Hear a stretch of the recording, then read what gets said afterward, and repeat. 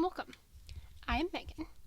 I have chronic health challenges and POTS and wrist strength issues. And I love watercolor. I think I said that backwards. These are the colors I have been painting with sitting in bed. It's the colors that I randomly had available in this tin, and then I was like, okay, well, I want to paint, and these are the only colors I have. Let me stick them in this little tin. Isn't this adorable?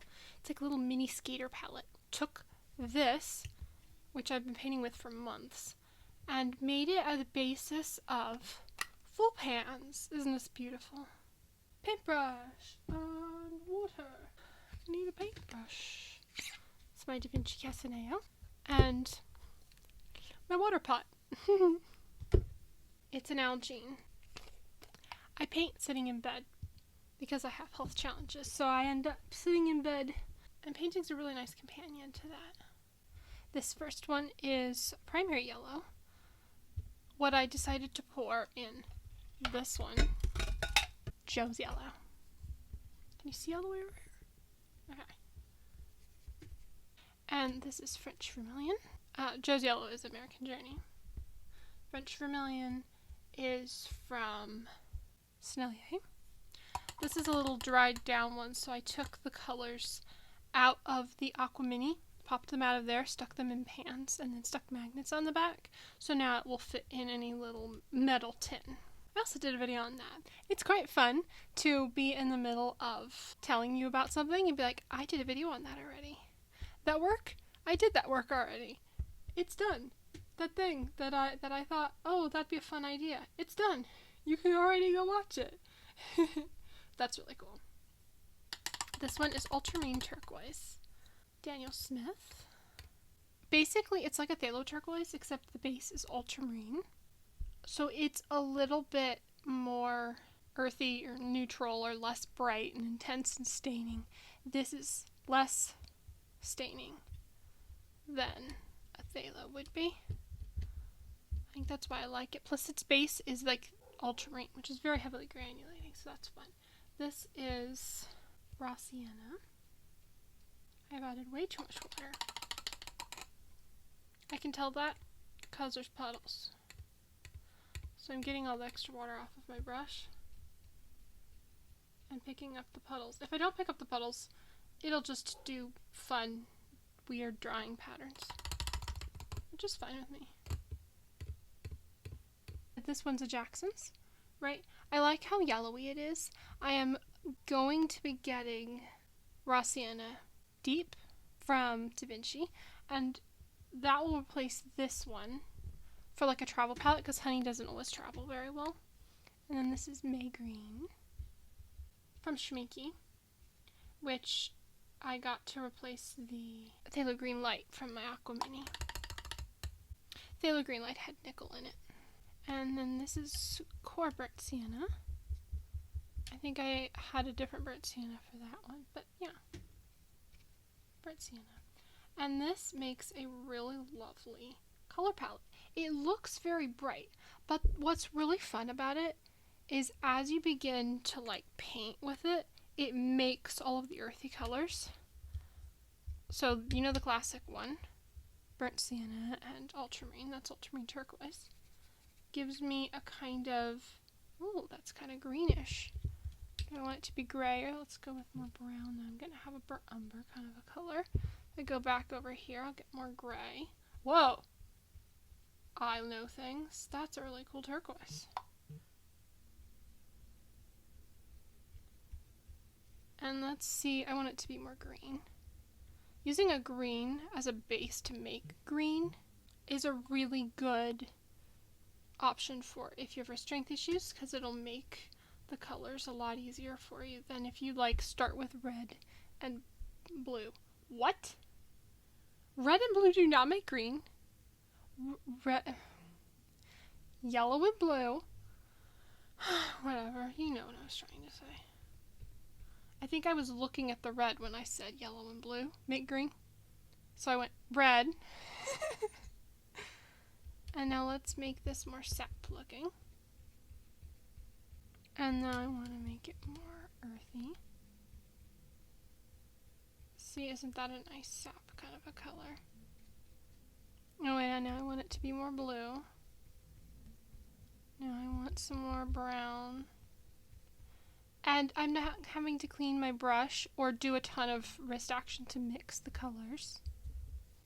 That's really pretty.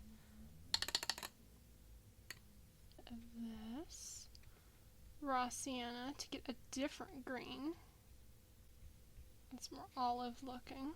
And if I wanted, let's say, an earthy red, something that's beginning to look like an English red, because it's the burnt sienna and the vermilion together. So like, have a nice contrast with that. The other thing would be like if you had like a sunset or something, and you wanted to like do a bit of red, and then you could use your yellow. And I've painted a sunset, color-wise, you know? There's my sunset with the primary yellow, Joe's yellow, Jackson's yellow light, and then I want, you know, tree colors, and I would use these to do tree colors. Any blues that you would want, you would just do this, and now you have blue. These are the colors that I have decided to add to that.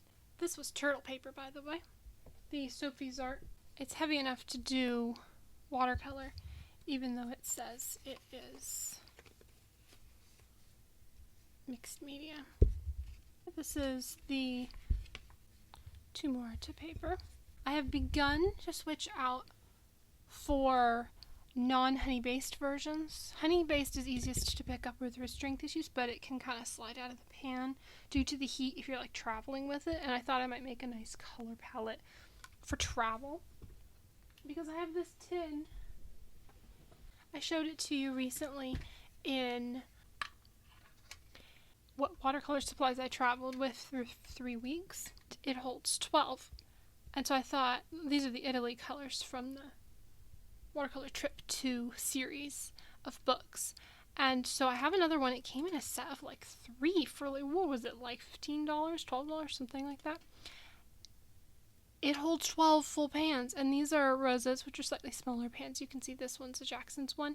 I think maybe this one's a Whiskey Painter's one. Like, they're different size pans. But that I thought would be really nice to put 12 half pans. These are full pans. 12 full pans. So this is Joe's Yellow from American Journey. And then this one is a Lucas color. Permanent red. It's in place of the French vermilion so that it will dry down well. Ultramarine turquoise. Ooh, that did a fun thing. And then Schminky May green.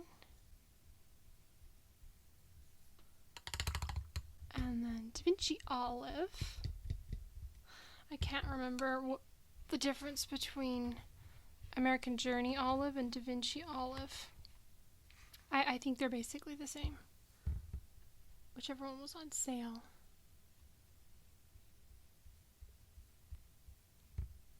Oh, I ran out of room. I always do this. Have you been around for any length of time? I always do this. I always run out of room. This is Van Gogh. Dusk green. And it does a really fun, I'm not sure if I added enough water so you can see it, but it does a really fun, like, separating color thing. I don't think I've done it on this paper before, though. And then this is raw sienna. I'm getting a different raw sienna that will dry down better. And carmine from Daniel Smith. This is a really good earthy red. I'm like, don't know why I'm surprised. It's one of my mom's favorite colors. And I tend to not paint florals, so I thought I didn't need like a red. But you do actually for sunset stuff. But it's a really fun one. It does like this pale pink here, but then you can also get like dark red. And Indanthrene, I have Da Vinci Indanthrene coming. This one's one of the hardest colors to pick up and paint with. You get such blobs of ink. This is not ink, oh my gosh. Paint. From Sennelier Colors. you're painting with those because the honey tends to do that. It's just this one. There's like lots of honey in it. So for travel, I'm getting another one. But that's a really fun color. I've been enjoying using a lot. And this is Cerulean Hue from American Journey. I actually think this is the Da Vinci one. I don't know. They all seem interchangeable to me. It also is a pretty interchangeable with Cinereus from Sennelier. I swatched them out next to each other and they seemed very similar. It's phthalo blue for like a primary blue. This would be your primary blue. And this would be your primary yellow. And then primary red's actually between the two of these, so you could mix those to get primary red. It's also got some white in it, so it's a little easier to use than phthalo by itself. But I just really like any of the colors that came in the Aqua Mini. That's where I started. American Journey Burnt Sienna. It's a good one. The Sennelier colors, Sennelier doesn't really do earth colors very well, so I would definitely get like the American Journey Burnt Sienna. I actually put a purple. I need it for like mountains and stuff. Surprising, right? This is the darkest one. Someone that I follow on YouTube. The darkest one that they could find. And I was like, cool. Almost black. I need that. It works really well for getting dark values of stuff. So I can mix this with my green. Carbazole Violet. Van Gogh Dusk Green. And there's my black.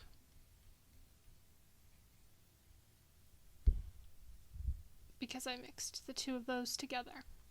So I can paint any really dark color with that. I think it's actually bluish. Yeah, ooh, look at that. That's fun. And you can see this one, the Van Gogh Dusk Green's doing a kind of separating thing with like the black texture, the granulating thing. That's really fun. You can tell that I'm a landscape painter. 3 blues, 3 greens. I'm gonna go get food now. Thank you for watching. I will see you in the next video.